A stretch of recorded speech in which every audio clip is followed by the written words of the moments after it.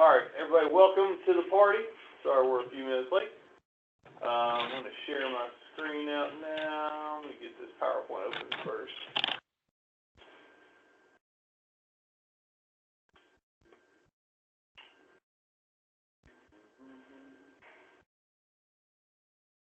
Able to. I think Stan's joining us for a double whammy. You were here on Tuesday too, weren't you, Stan? Wait. Yes. There he is. Okay, cool. All right. Deal. Make sure I got all the teams out here. Oh, this way, I'm going to kill this computer. Don't kill it. All right, there's Vikas. Hello, Vikas. Cedric's coming on. All right. Vikas, Cedric, can you hear me? Yep. Okay, cool. All right, get started. Share my screen out.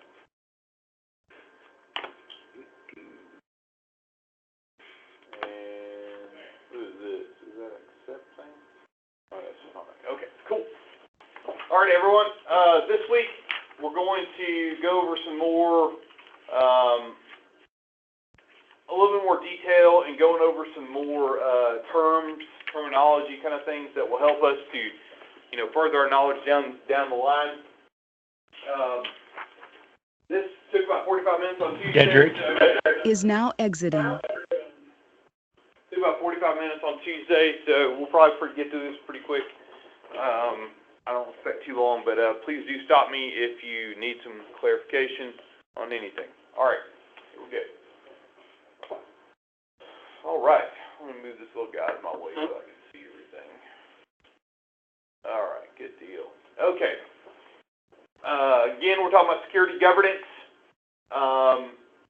Governance is the process of how an organization is managed from the top down kind of situation.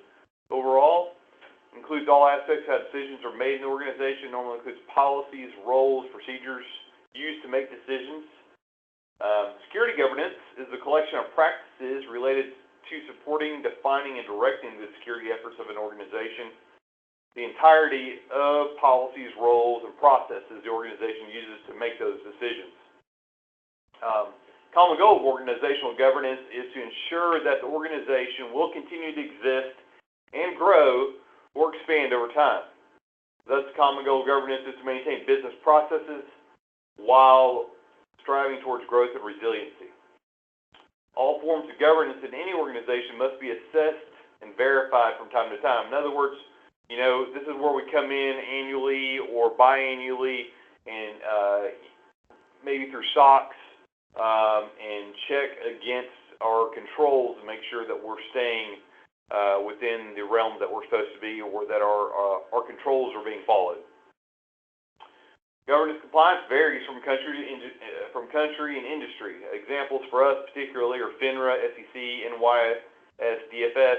If you don't know what NYS DFS is, that's the New York State financial services area. They put this into effect last year was when it went into effect. Pretty much maintains that if you sell insurance in the state of New York, that you have to abide by the rules of the DFS.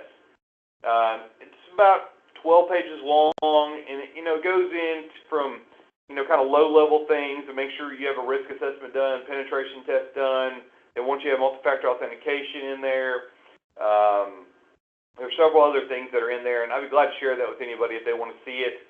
Actually, Tracy and I have to attest to that tomorrow to the state.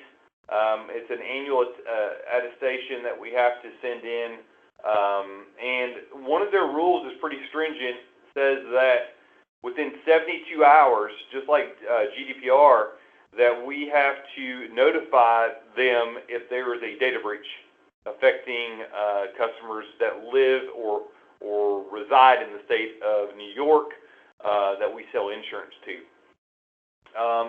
This is a flavor off of the upcoming GDPR kind of things. GDPR went into effect last March, or last May 25th, I believe, actually, and it affects all of European citizens, right, and anybody that holds on to data of European citizens. Well, the United States doesn't really have a policy such as that. So New York State came in and did their own. California followed suit about 3 months ago, and I believe Colorado's on the docket right now, and so is Florida. In other words, there'll be several states that adopt these type of rulings and compliance requirement sets until the government comes in overall federally and mandates that these things happen, right? So that's the way it usually happens in the United States. We tend to follow suit based on a large prime set of states that create those rulings, and then the government will kick in and actually enact it. It doesn't happen with all things, but some. And then SOX, of course. Security should not be treated as IT-only issue, right? Security affects every aspect of our organization and every organization. Security is a business operations issue. There's a lot of companies, many, many companies, probably more than we can think about, that consider security an IT problem.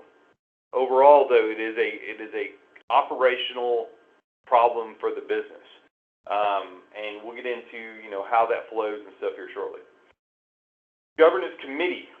Governance Committee is a formal body of personnel who determine how decisions will be made within the organization and the entity that can approve changes in expectations, right? So this isn't just necessarily has to be a committee. Now, in some bigger companies it is.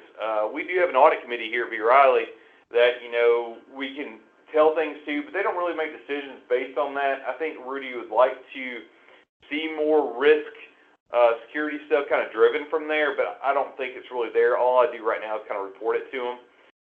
However, going back to, it could be an individual, right? Tim, myself, Mike, we could be the approver of said governance change for the department or a system particularly. Goes back to the system owner, which we'll get into kind of thing. All right. Some business decisions that affect security. Acquisitions. We all know this too well. If an organization decides to purchase a company, the security implications are extensive. If there's a significant difference in security posture, security personnel from both organizations have to decide how best to align their stance based on guidance from senior management. Senior management has the final decision when it comes to this stuff, right? So we'll use GlassRatner as an example. We at B. Riley may have a stronger security stance than what they had. So they either adopt what we have, or we try to kind of bring a commingled version of that together. But ultimately, TK or somebody's going to say, okay, well, B. Riley wins in this situation, which most happens whenever you acquire somebody.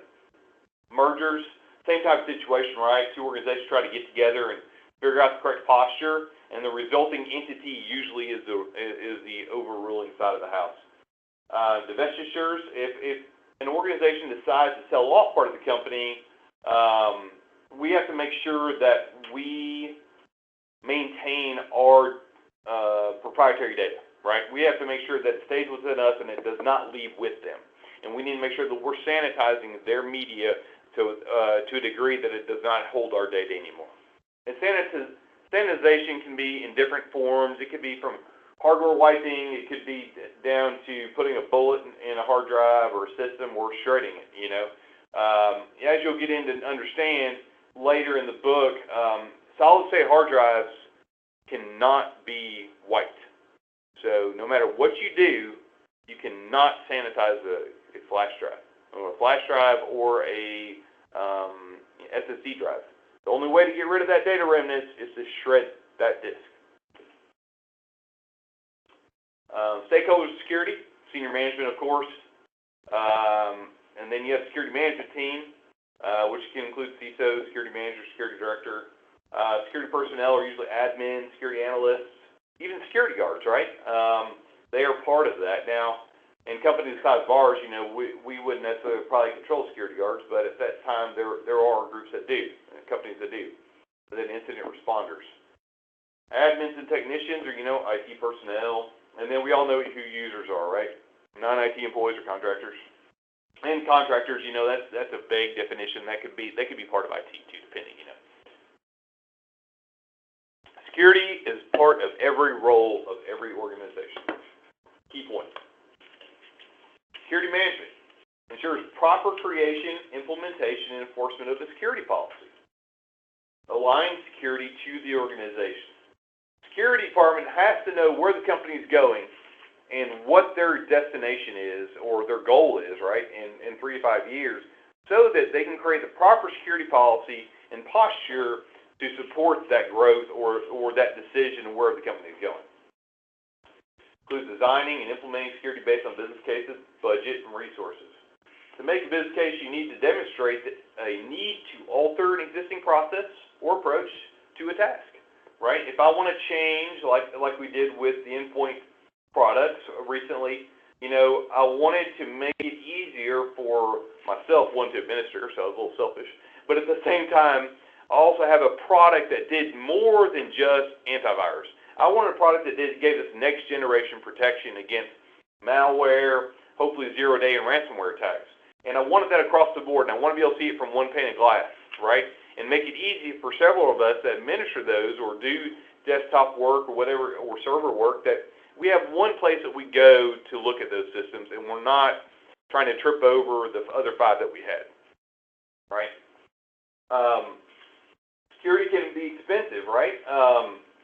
But it's usually cheaper than not having it, right? And that goes into mostly, there's an expense to implement, right? But say that you got breached, or say that somebody stole your PII data.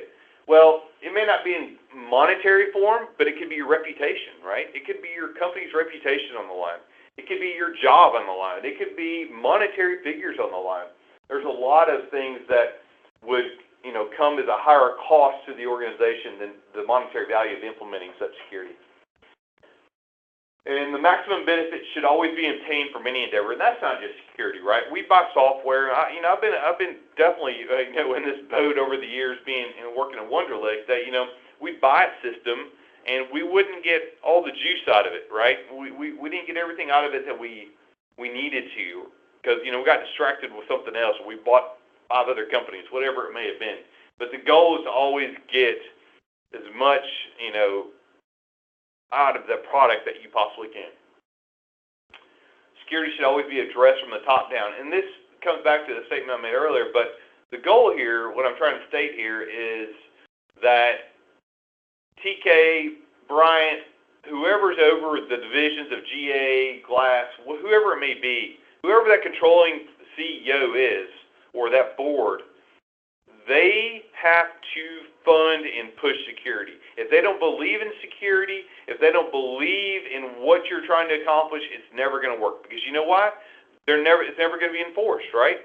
Nobody's ever going to listen if it's not enforced. And what I just said is going to be repeated in the next slide, I believe. But always remember that if you want something done in security, because it's one of those outliner type of subjects, right? You want to make sure that I've got TK's buy-in to do this, or I got Phil Lon's buy-in to do this. If not, it'll never work out. That security plan is useless without senior manager approval, right?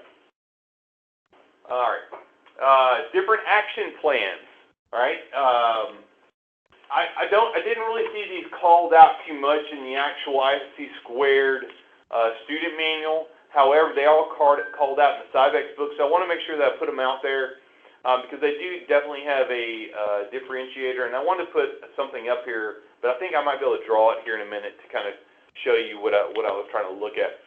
So your strategic plan is your long-term plan. It defines the organization's security purpose. It aligns with the goals, missions, and objectives of the organization. It's that foresight, going out 3 to 5 years is the way I like to look at it. Includes the risk assessment and serves as your planning horizon. The tactical plan is that middle layer, right? It's that okay, maybe it's the annual layer or of the 3 to 5 year strategic plan, right? But you're kind of aligning things in those buckets, those annual buckets, so that you can get those accomplishments done for that long-term strategic plan. Prescribe schedules, tasks that need to be accomplished. Examples are projects, acquisitions, hiring, budget, maintenance, support, system development. Your operational plan. These are your really small guys, right? These are the little things that it takes to get those tactical plans done. It's getting that project done, getting that information together, getting that new body in-house to help you get these things, contracting with a third party to get this little piece done, that little piece done. A good example would be like an Office 365 rollout that we did on the B. Riley side, right? It took a lot of little pieces. We had to get hybrid servers installed. We had to get certain permissions put into the environment. We had to create a few different scripting systems to be able to migrate that data. There's a lot of those little processes that went into that tactical plan and that went into the strategic plan to where we finally are now. We wrote off that side of it. We're done there. But then we moved on to the next one, which is further integration, right? So the integration is your strategic plan, right? And then we're building up to now we're migrating users and computers over from the Westside domain over to the FBR or the NA domain, right? So, I think y'all kind of get the gist of it. Let's see if I can, I want to see if I can share a whiteboard real quick. So I'm going to stop sharing this real quick, and I'm going to share the whiteboard out so that you kind of see what I'm doing here. The question is, how do you find the whiteboard on this system? Run times. What is it? Smartboard. Smartboard. Technology. Smart ink.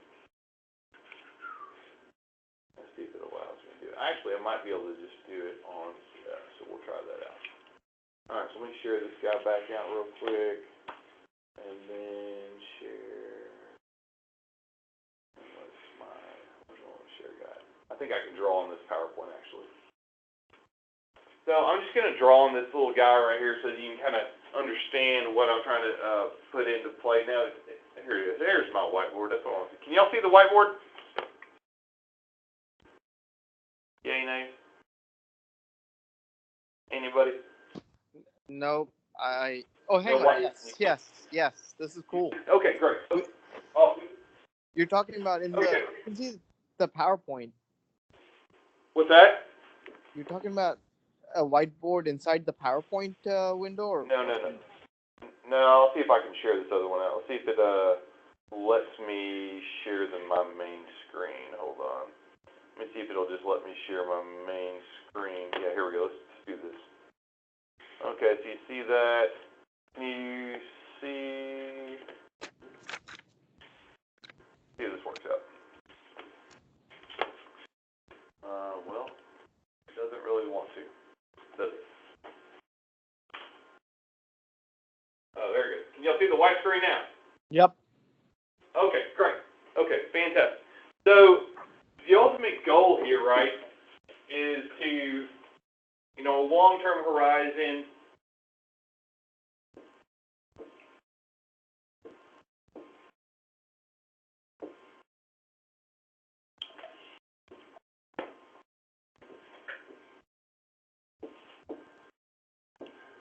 So all I'm trying to depict to you here is that, it's kind of like a breakdown of a process, right?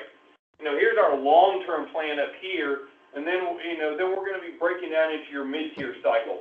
And this is the smaller jobs that help us to get to the big guy, right? And then the same versus we got the little jobs that help us to evolutionally get to where we want to be. And that helps us to be able to be have planning in our hand of where we're going, and we know how we're getting there, right? So we want to make sure that we have that, and that's not just in doing this type of process. This goes with anything. This goes into software development. This goes into building a new office. There's so many different things that we use in this situation, and it's important to understand that while you have a long-term goal, your main thing is that sometimes you have to break it down into your task plan and operational plan, right? You've seen this before, but it just calls it out into a different way that you can see it, right? So, all right, we're back on the PowerPoint. Good deal. All right. Good deal. All right. Everybody see the PowerPoint again? Good deal. Okay. All right. Yes, sir. What's that? You don't? I do. You do. Fantastic. Good deal. Okay. So, points to call out. Security is a continuous process that never ends, right? So we start with saying, okay, we have just merged all these companies together. Now it's time to, start implementing the small building blocks to get us where we're going to be in the long term, right? So we start a security project, like we're going to be starting, we've got a kickoff call tomorrow. We're going to be starting our Intune and MFA and ADFS project, where we're going to start working on implementing multi-factor authentication and controlling all of the devices that we have email deployed on, etc. All right? So even after we get done with that implementation, right, there's still work that has to be done. We still have to make sure that it's doing the job. We're still to make sure we're doing updates to the system. It's a constant evolutional process. The big hours you've sucked into it are done, but that little piece that has to be done maintenance-wise every month or every 2 weeks is going to always be there, no matter what. Security management planning may have the starting point, as I said, but its task and work are never fully complete because the evolution of risk changes daily. You need to focus security plans on specific and achievable goals, right, while anticipating change and problems. And the last part of that sentence is I really think about software development lifecycle when I think about that, and I speak about that a lot because it's a big part of this book. Is software, and it's going to be really at the end of the book. But what you're doing is you want to focus achieving a goal, right? I want to implement multi-factor authentication across the entity. Okay, well that's an achievable goal. It's very specific. It doesn't say that I want to build a brand new security solution for the entire organization. What does that mean, right? That means a whole million of things. But we're getting down to specific and achievable goals that can be measured, right?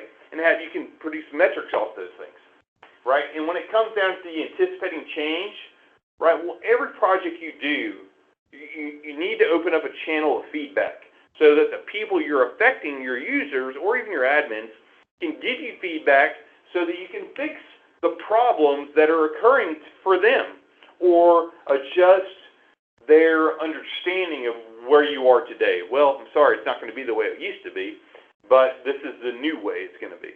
Or you say, you know what, I can fix that for you. I can make it easy. I can fix that problem and get it done. Security plans should serve as a basis for decision-making organization. So this goes back to, okay, I got TK approving, I got him giving me money to get this job done, right? But I want to make sure that whenever he goes to acquire another company or goes to, hire a group that has data that they're bringing with them, that they come talk to me about it. That I'm looking or at least doing my due diligence to find out what they have. Does that data they're bringing have PII data in it? Is it encrypted? Who could be affected if that data got out, or a hacker got in and compromised an account and was able to gain access to that? What kind of threat does that pose on our organization? That's something that's an afterthought for a lot of companies, right? Unless you're a big company that's had to do this for a long time, it's very rare that you're going to see a company doing that, but it's something that we have to push and we have to get them to understand. And sometimes, Yep. Hey, Aaron, I can share a personal story about that. It's more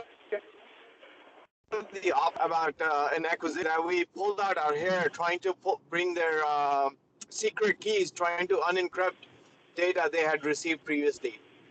So the issue was when we acquired MLV, like a couple of years later, we had compliance inquiry on them from SEC.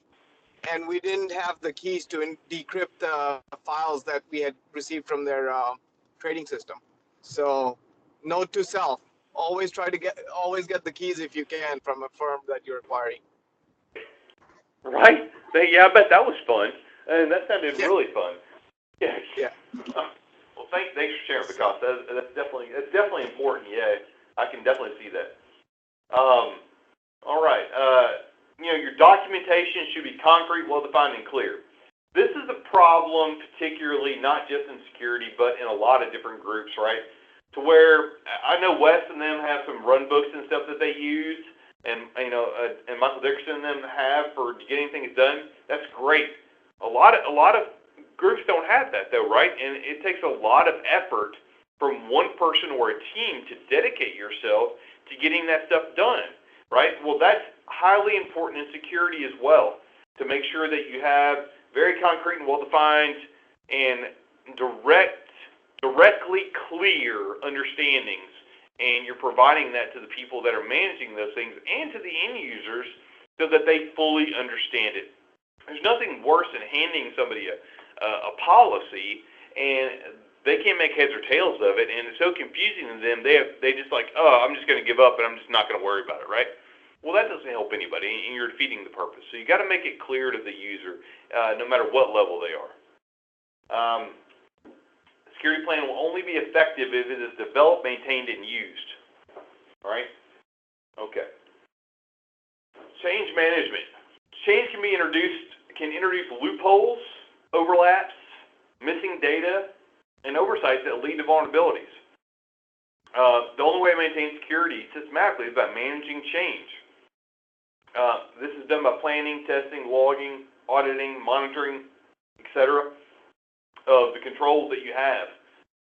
Records of change are used to identify agents of change, such as objects, subjects, programs, communications, pathways, and even the network. We really didn't do a lot of change management at Wonderlic before, we got acquired, because everything was literally like, hold on by the seat of your pants every day and pray to God, tomorrow comes and you're good. But at the same time, now that we're a public company and we have to do that, I'm really happy about it. It's not, probably fully there yet, but it's getting there. And it will get better, and it will be an easier process. After you do that, it's going to be a lot smoother to get things done. And a lot of the things that we got pushback on were just like, say that you want to onboard somebody. Well, they wanted those people onboarded in 5 seconds of you getting the new hire, and they wanted Smart Station access, Bloomberg access, you name it, right? Well, at the end of the day, those things take time based on the third party that you're working with to get that done. So, but setting those expectations properly and holding true to, making sure that the managers are aware of that and you're not budging from it is very important. So change management is a very good thing.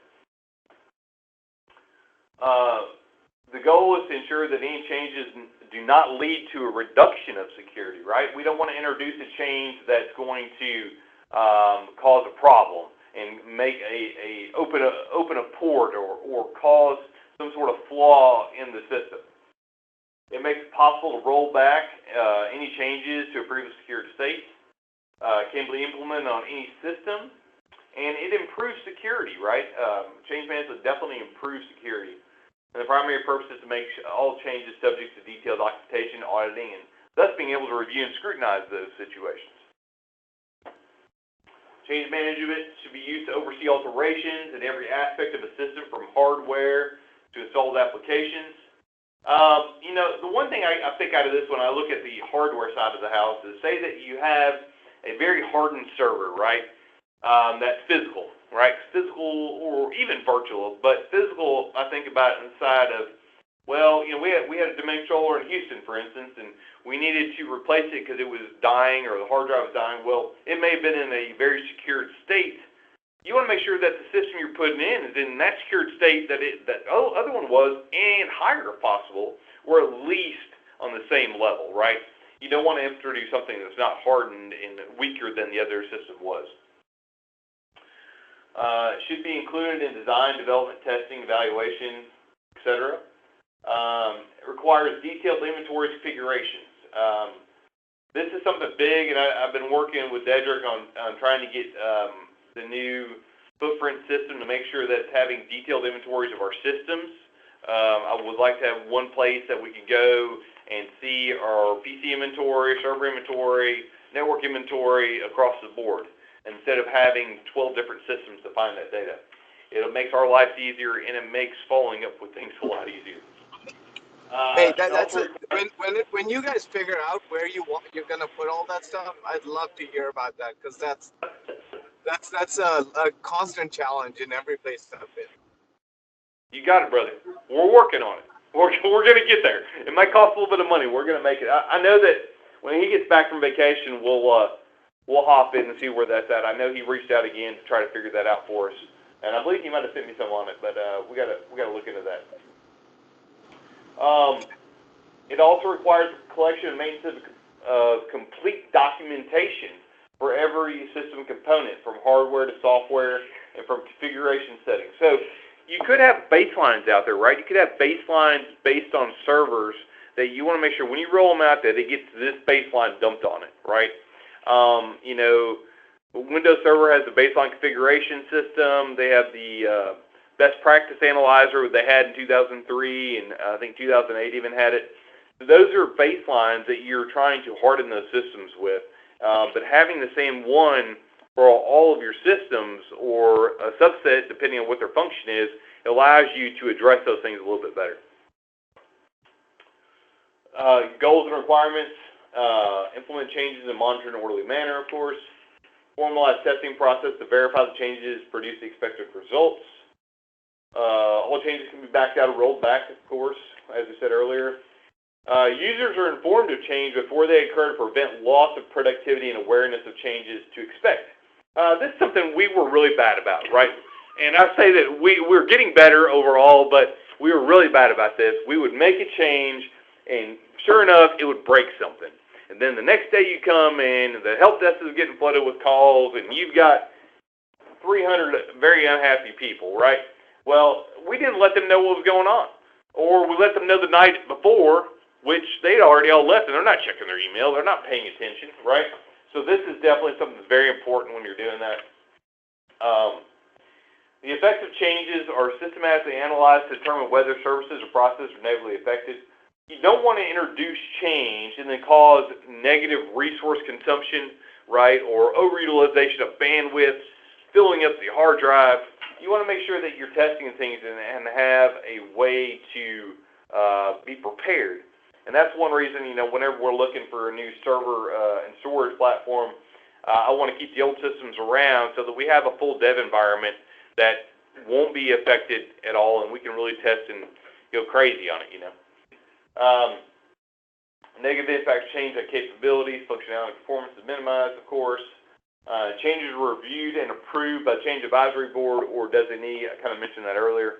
But I mentioned earlier in a security policy type of stance, this also goes into change as well, to make sure that you have a group or a person that approves those changes before you do them. All right, data classification. Now, pay attention in the top. I'm going to change it from data classification to declassification in a little bit. I think it's on the last slide of this part, I'll call it out. Data classification is the primary means by which data is protected based on its secrecy, sensitivity, and confidentiality. Data needs different security based on its value to the organization. Low levels of security means data is easily accessible and the implementation costs are low.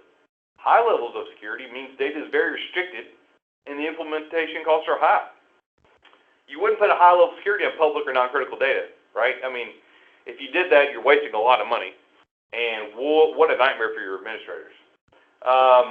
It's used to determine the level of effort, money, resources should be allocated to protect the data. So what we're really talking about here is two different sets, which we're fixing to get into, which is military government, the way they classify data, and the way that the corporate world or the private sector classifies their data. And we do this so that you know where your crap is, and it's protected from the people that don't need to see it, right? So HR, right? HR should have access to HR. Nobody else should have access to HR. Same thing with accounting. Those types of situations. Data classification is the process of organizing items, objects, subjects, and so on into groups, categories, collections with similarities. The similarities could include value, cost, sensitivity, risk, vulnerability, power, power issues probably, privilege, possible levels of loss or damage, and need to know. Need to know is a big thing, right? Especially when you get into the government side of the house. Need to know can be part of one of the access control matrices that we'll get into later. Especially if you're in a mandatory access control, the need to know factor is particularly important.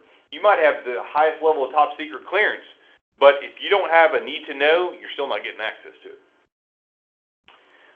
Demonstrates commitment to protecting resources and assets, assists in identifying assets based on value and criticality, leads to the selection and protection mechanisms. This goes on to, do we need a DLP, right? Do we need a data loss prevention product? Well, you might, just depending on what that data is you're trying to protect. Also required from regulatory compliance and legal restrictions. That's starting to be a bigger thing. That's in the New York DFS part, is having that requirement in there for classification of data. Something that that's a big undertaking, especially when you're buying a lot of companies like we do. Just getting a hold of what we have is really hard, and then bringing on the others. Helps define access levels, types of users, parameters of declassification and destruction. And we'll get into declassification in a minute, and I'll try to expand on that a little bit as well. Assists with data lifecycle management as retention and data destruction, right? So one, never hold on to data that you longer than you have to. And we're going through a big cleanup process with that right now. We're purging crap. I know Vikas, myself, and Boris. We've been shutting off servers that we don't need, getting rid of data we don't need, stuff that's 5 to 15 years old that is no longer, one, the users may not even be here anymore, which I found a lot of. Two, we have no idea what that server does, right? So shut it down, right? It's eating up resources, and it could be a vulnerability. All right. More on data classification. These are questions you would ask yourself when you're going through this process, right? Who should the data be associated with? And should it be associated with a group, a particular person? What damage would come to the organization if the data was disclosed? Would reputation be affected? Would we monetarily be affected? Could the company go out of business? Coca-Cola, the recipe was stolen. That's an interesting story I'll touch on real quick. So the interesting part about the Coca-Cola recipe is the fact is there's, I think, 23 ingredients, and it's produced in one plant, right? So they bottle it in one plant, but one ingredient would be manufactured in that plant, and all the other ingredients would be shipped in from 23 or 22 other different plants, right? So that no single person knows the entire recipe. It's pretty interesting. I found that out when I was at this class, because we were in Atlanta, of course, and they give us a good little intro on that. How would modification of data affect the organization? Again, this could be altering maybe a Boeing 747 technical plan got altered and changing a couple wires, and that plane might have got off, but the engine failed in mid-flight or something, because of a faulty misdesign or something. That could be intentional or non-intentional, but it could still affect the organization overall.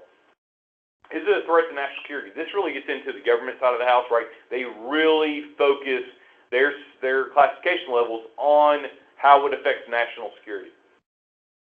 Who has access to the data, of course? Who is restricted from the data? Who should maintain and monitor the data? And how should the data be stored? And for those of you who don't really get into this, this goes into should the data be encrypted in flight between systems? Should it be encrypted at rest? There could be several other forms of that. Tape, should it be tape backup? Should it be a disk-based backup? That kind of thing. All right. To implement classification scheme, you must perform these steps. Identify the custodian of the data and define their responsibilities over that data. Specify evaluation criteria of how the data will be classified and labeled. Labeling is a very important part of classification. After you classify, you must label. If not, nobody knows what that data is when they see it. Classify and label each resource. The data owner usually performs this step, but it should be reviewed by supervisor. Now, depending on the size of your company, that might change, but overall, that is probably pretty accurate. Document any exceptions that are discovered. This could be, okay, well, you've got a mixture of different types of classified data, classification of data on a single system. So you need to understand those differences and separate that data so that it's not on the same system. Now, they do have multi-security systems that you can really segment that data, but normally usually segment it based on its classification level. Select security controls for each classification level, of course. Specify declassification procedures for transferring custody. There's a couple examples. First is, say that we have a computer that we've had around 3 years, it's paid off, it's kind of old, we need something better.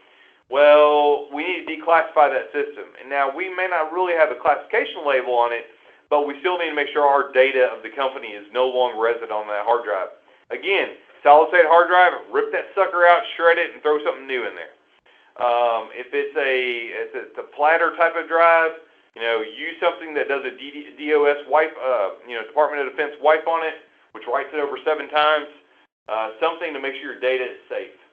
Would that be like if I'm doing a report that has PI in it, and then I would mask that data before I did a report? Exactly. Or you call that data out of a different table, right? So it's not resident in that table, and those tables have a air gap between them, kind of thing. Create an awareness program that delivers culture and sets a tone of effectiveness.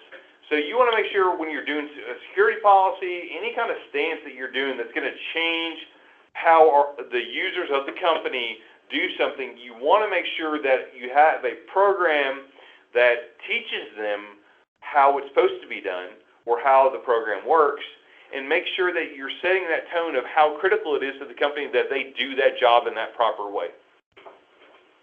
There's nothing worse than setting something out there and then you just, you let it go to the wind, right, and nothing happens. Pardon me. Data declassification. See, I put it up there in purple, so we had a different segmentation. Okay, so declassification, again, is making sure that you bring it down to a lower classification level state, or you destroy the system, essentially.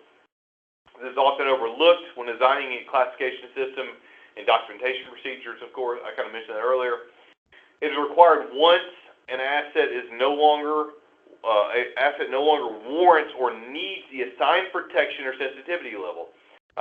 This could go into several different situations. Say the JFK files, right? JFK files of his assassination, right? They recently declassified that data. It's classified as top secret for, 30-something years, or maybe longer, shorter, something like that. And when they declassified the data, they had to go through a process to literally take that out of a classification system. They had to move it to a different type of server farm, everything, to make sure that it's no longer eating up the resources that those higher security classifications require. When you fail to, as I say, when you fail to properly declassify, resources are wasted. All right, here we go. We'll break it down into 2 columns. We got government, military on the left. We've got private sector on the right. And it's very important that you have these things noted in the level, the highest to lowest type of format that I've got it written in. Because that's the way, if you do go over take this test or you're ever questioned about it, that's how it's going to show up, just so you know. All right, so the government, top secret, secret, confidential, sensitive but unclassified. That's a new one for 2018. They just put that in the book this year, and unclassified. And there's a nice little way to remember that in a moment. I'll show you. Commercial and private sector. Company confidential, private, company sensitive, and public. Now, the reason I put company in front of confidential and sensitive is because it's easy to get them confused with the government side of the house. So if you think about it separately, if you ever memorize this stuff as company confidential, company sensitive, you'll automatically know that that belongs to the private sector. All right, government, top secret. The unauthorized disclosure of data will have drastic effects and cause grave danger, right? That is something that will be called that grave danger to national security. That's what you'll always know. It's grave danger, top secret. And I'm just going to call out the smaller pieces of these. Critical damage is secret. Okay, if it's going to cause critical damage, it's secret. Serious damage is confidential, right? And then you got these cool little acronym for sensitive but unclassified, SBU. Is it data for internal use only or office use only, right? FOU, where they got an acronym, that just tickles me. I don't know what it does. For office use only? Yeah, for office use only. I've never seen that acronym. Data that could violate privacy rights of individuals. This is stuff that would be stuff that could call out their users or their employees or something like date of birth, addresses, whatever, PI data, something that would, or your healthcare, right? Of course, that's a private sector thing, but those things violate privacy rights. Unclassified, of course, the disclosure of data that does not compromise confidentiality or cause damage. Again, top secret, grave danger. Secret, critical damage. Confidential, serious damage. Here's your memory trick. Now, these go from the bottom down, okay? So, in other words, lowest to highest, okay? So, U.S. can stop terrorism. That's something I got out of the book. That's not something I came up with, right? So, unclassified, sensitive, confidential, secret, top secret. If that helps you, good. If not, there you go. All right, so a lot of times you're going to read about things and they're going to talk about classified data, right? Well, they're not calling it out by a particular level. They're saying, oh, the data's classified. Well, if you really want to know the meat and potatoes of, well, what level of classification is it in the government, just remember that top secret, secret, and confidential all go into classified bucket, but they are broken out in their own individual form. And anything like the SBU, sensitive, and unclassified is on the below in the unclassified section. All right, a little bit more on this. All classified data is exempt from the Freedom of Information Act, as well as many other laws and regulations. So the data that is sitting in the government is classified. There's nothing that we can do as normal citizens of the United States based on the laws of the Constitution and everything else that allows us to have access to that data, right? They kind of put in their own safety measure in there that says we can't have access to it. The classification scheme is most concerned with sensitivity or protection against disclosure. Can be defined by the damage it would be caused to confidentiality or national security, right? Data from the top secret level would cause grave damage, whereas unclassified data would not be serious damage at all. Unless you're a conspiracy theorist, and you might go down the long rabbit hole with that. So, all right, commercial private sector. Confidential data is being the highest level. Extremely sensitive, it's always for internal use only.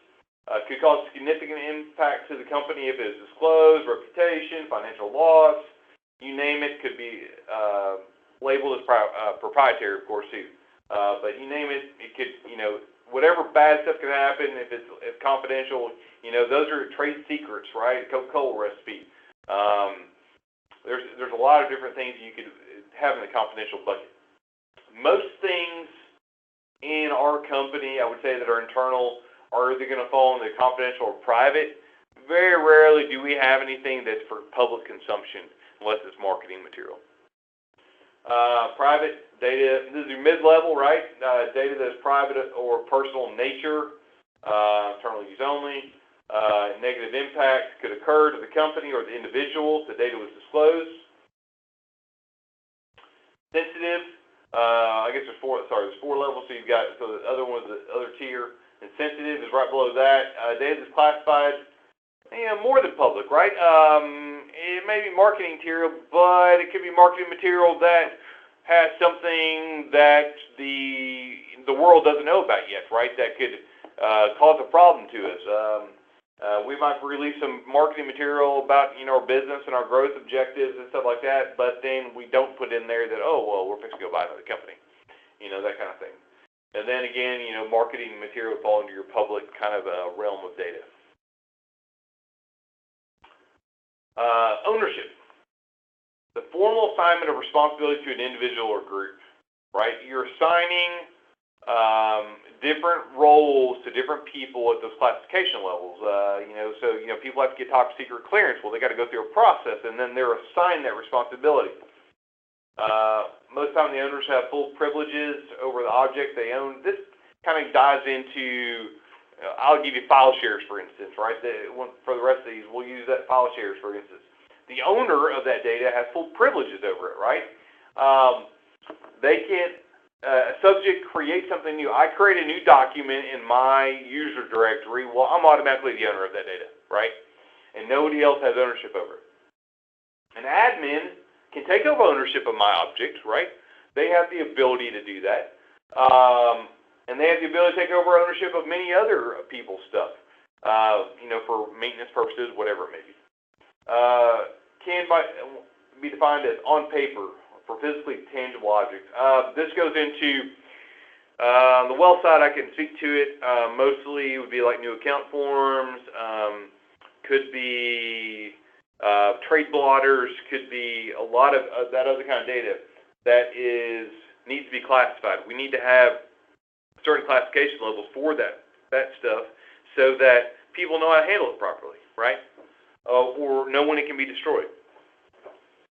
We used to go through this exercise once a year at Wonder Lake. We had this basement, and we had it full of files. And each file had a date on it. It had what was in it and who the person was that usually managed it or the group that managed it. And then we'd have to go to that group every year and make sure that they still needed it based on the retention requirement of the data. And then we could purge it. We'd call shred it out. We'd have a shred it party, get a case of beer and some pizza and have a good time, right? All right. Or another thing would be me declassifying hard drives and go outside with my AR-15 and have a field day with some tannerite or something. One of the other. A security role. These gets into roles and responsibilities. This is kind of quick.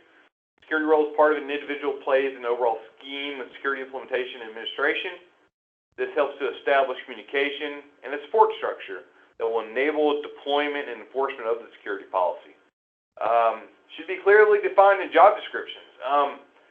This is something I'm planning to work on over the next year as we go through the security, posture redesign, is go through everybody's job descriptions and make sure that anything that your job really entails that touches classified data or other kind of confidential information, that we make sure that you have those things called out so that we measure you against those whenever it comes up to your annual review or whatever it may be, so that you are making sure that you follow those processes, right?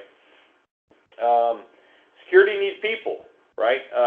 The tech gives us the tools to implement security, but people use them, so we need to make sure that they're user-friendly, or to a degree that people are educated on how to use them.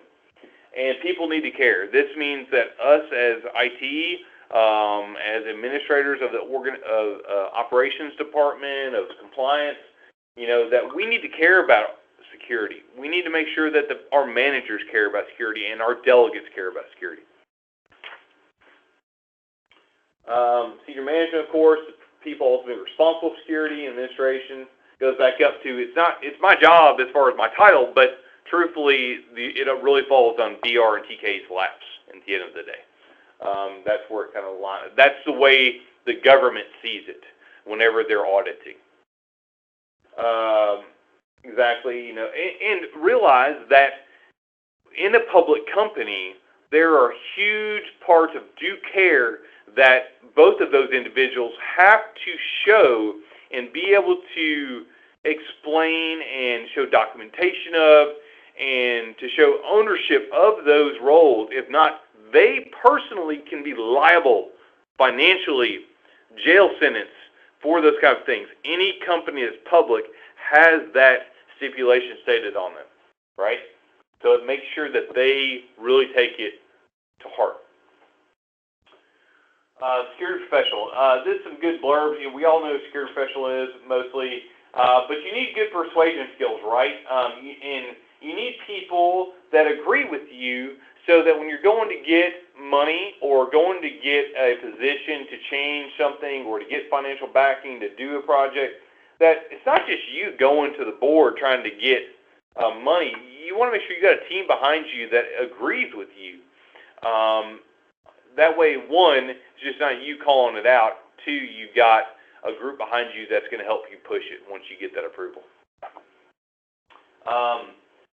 Security policies apply to everyone. Okay, so that means that everybody's affected, right? Everybody's at the top. Always the CEO is affected by security policies, and the management should comply no matter what. That's always a problem in smaller companies, right? They think they get the exempt card, right? Doesn't happen anymore because the government is not allowing it to happen anymore. They set the example, right? If they don't care, nobody's going to care. Custodians, they don't own the data, but they have maintenance. In other words, they have responsibilities on those assets. They're the ones that can assign rights and stuff of that nature to people, or can help you fix problems on accessing that data. Information data owners, business unit. So data owners, information owners can be a business unit, could be a group, could be IT, could be compliance, could be HR, could be accounting, could be a person, right? Could be a designated individual.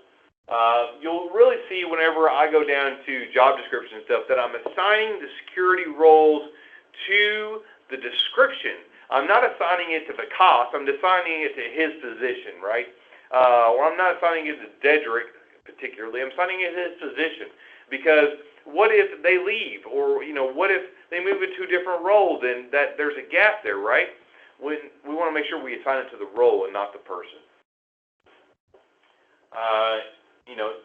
Must identify the assets that the person can be over. Must classify those assets and determines the access permissions of those assets. System owners, they own the equipment, right? Or responsible for the equipment, the maintenance of it, making sure that it's operating and doing what its job is. Those are your system owners. Auditors, we all know about auditors, right? Check for compliance, whether they're internal audit, external audit. The main thing is you do have internal audit teams, as we do. We make sure they come from a different department, right? We have somebody in compliance or internal audit that understands IT or compliance, but they're not essentially part of those because then you have bias. Or you have favors to work out, right? So I'm going to let this one slide, whatever. User, they may take the assets home, but they must keep them secure. We have to convince them that security is important, and that's why we also have to put technical controls in place to make sure that it's upheld, even if they forget about it. Due care, setting the best or reasonable practices as responsible individual organizations should. The key thing, due care, always remember, do the right thing. What is the right thing to do? That is what you need to always remember with that. You may have seen the prudent person or the prudent man rule. Due diligence as providing a record or history that you did do due care, or you did show due care, right? So providing evidence that you were doing the right thing. That's very important to auditors, both of them are. All right, control frameworks. We're getting close to the end, not too far away. Control objectives for information and related technologies, COBIT. COBIT was designed by ISACA. If you don't know what ISACA is, it's pretty cool. I'm a member. If you ever want to get on and get some details from them, I can definitely provide you with a lot of that. The current version is 5. COBIT is really a DevOps platform, right? It really helps you develop that development operational framework. It's really great. It's used across the world. It's something that I think Wes and I really thought about designing some things off of. And one key thing is, right, you may not go down the whole road of designing your organization off of one framework, right? You might use several. For instance, it would be like ISO, which we'll get into in a minute. ISO is an international standards organization, but they have several standards in there that people base certain parts of their industry off of, particularly transportation industry, manufacturing industry. They all rely off ISO standards, but IT normally, or some other departments might use COBIT, or they might use ITIL, depending. So you're going to have a flavor of mixture in there usually whenever it comes out of that. Used widely across many organizations, prescribes goals, requirements for security controls, and encourage mapping security ideals to business objectives. Not only uses the IT security plan for organization, but also as a guide for auditors. Auditors do use it to help map out and help make recommendations for getting things done for you. More on COBIT, based on 5 key principles. The 5 in COBIT does not refer directly to 5 key principles. These 5 principles are mostly all in every version of COBIT, just so you know. Principle 1 is meeting stakeholders' needs. We've got to make sure that we're meeting the clients that invest in our needs, and our companies, their needs, the board's needs. Covering an enterprise end-to-end. You don't want to have an outliner out there that's not following the same practices, or at least you have a designation, that they are following something different, but you still have that covered. Applying a single and integrated framework, of course. Enabling a holistic approach. It's important. And separating governance from management. That comes down to where you're putting a fine line between governance of security and the organization over the difference between the management of it, right? You can think of that governance on the compliancy versus the management of the daily operations. Other frameworks that you might see come across, I don't know how you even say OSS TMM in a single word, but it's open source security testing methodology. You really see this a lot with Linux and Unix when they were first developed. They really kind of base a lot of that framework off of some of those things in the GNU project. If you don't know what the GNU project is, it's GNU project. You should check it out if you're a Linux fan. ISO 27002. This is very important. That's why I got asterisk next to it. It's an international standard that can be the basis for implementing organizational security and related management practices. Heavily used, right? Heavily used across the world. Europe's big on this. It used to be ISO 17799, but they replaced it with the whole 27000 series. As called out below, ISO 27001 was out there for a while, right? Two came later. But 2001 is the what, right? It's the rules and compliance requirements. And the 27002 is the how. How do you implement that? It's the guidelines, the recommendations, and the best practices. If you do take the test, you will see those. Other frameworks to be considered, ITIL. All right, Information Technology Infrastructure Library, built by the British government, set of recommended best practices of core IT security. It's all about security. ITIL, that's its core focus is information security. So it provides guidelines for achieving quality IT services, improving efficiency, reducing risk, and enhancing security. And there are different levels of that. I think Boris in particular, I think he's certified level 2. I think they're on level 3 or 4 now. I can't remember. You might see these, you might not. TOGAF, the Open Group Architectural Framework, provides building blocks for business architecture, application architecture, database architecture, network design architecture.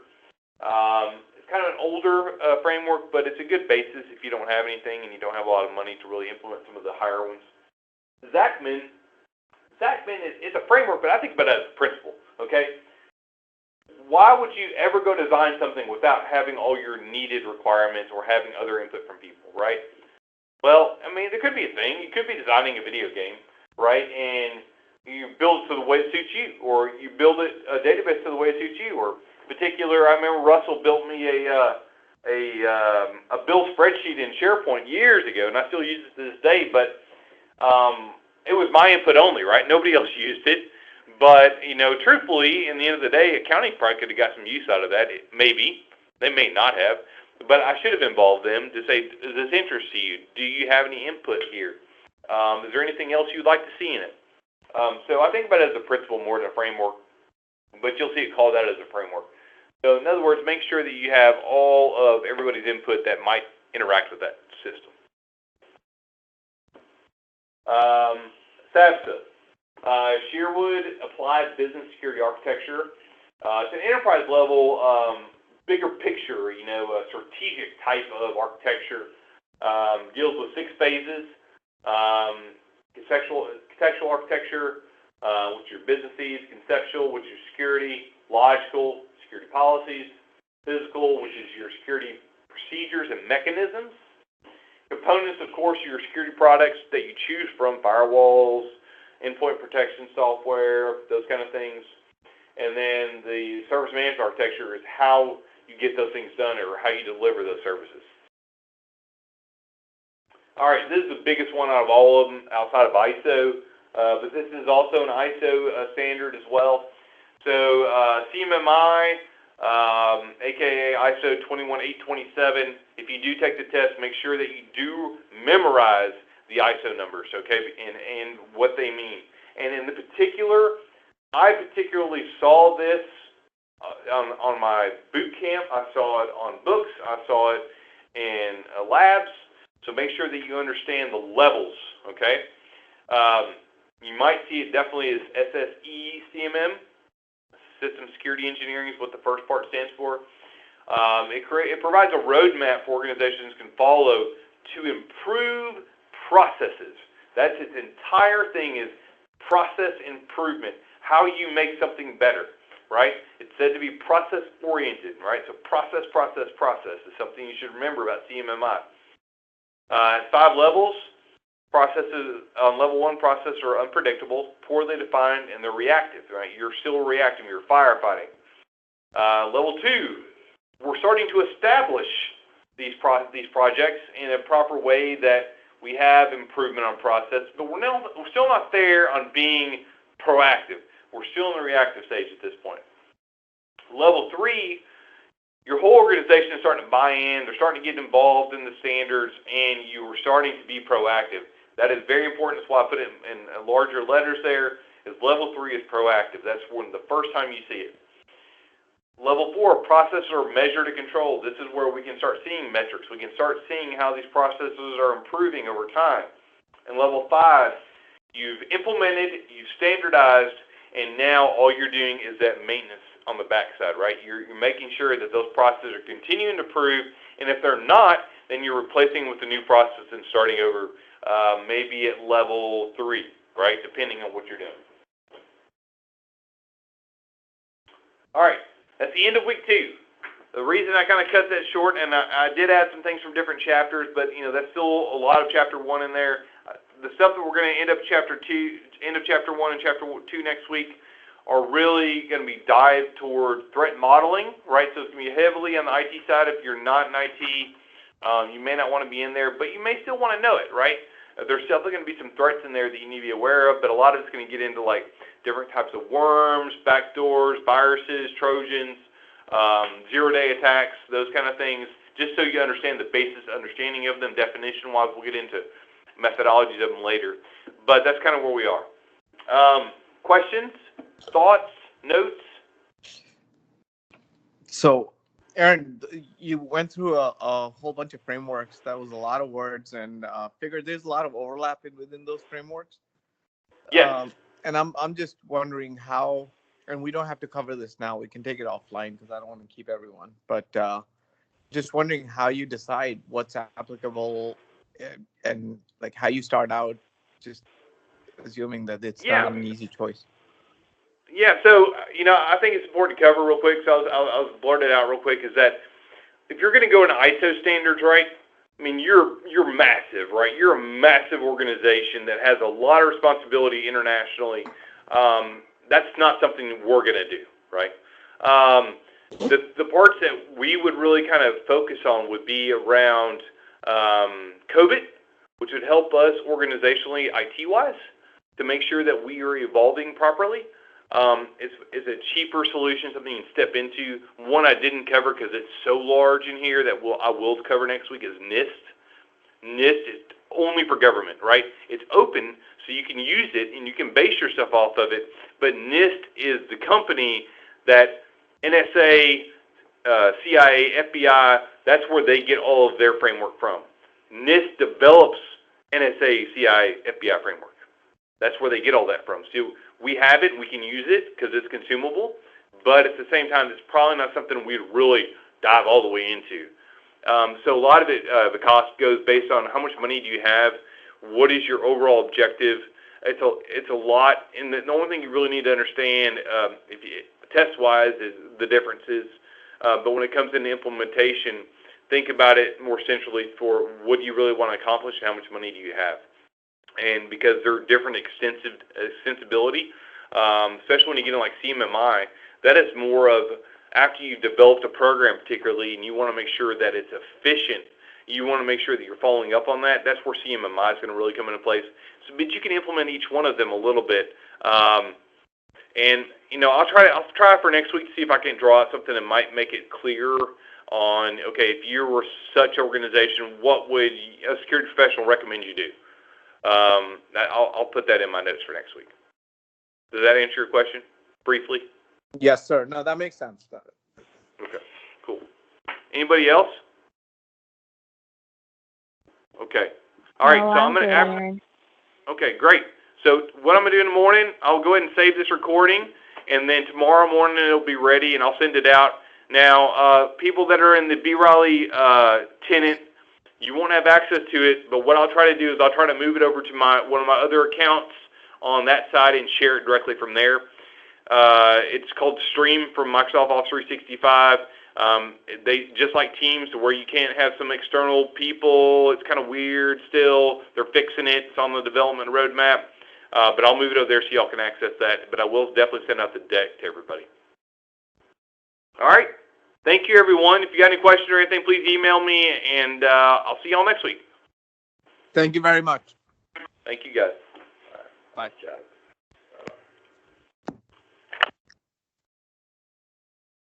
Thank you all. Unknown participant is now exiting.